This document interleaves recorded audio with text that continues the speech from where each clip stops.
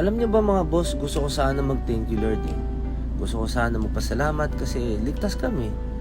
Pero naisip ko, paano yun mga kababayan ko na naghihirap sa panahong ito? Alam ko iniisip nila kung paano nila sasalbayin yung mga gamit nila, paano sila kakain, paano sila matutulog.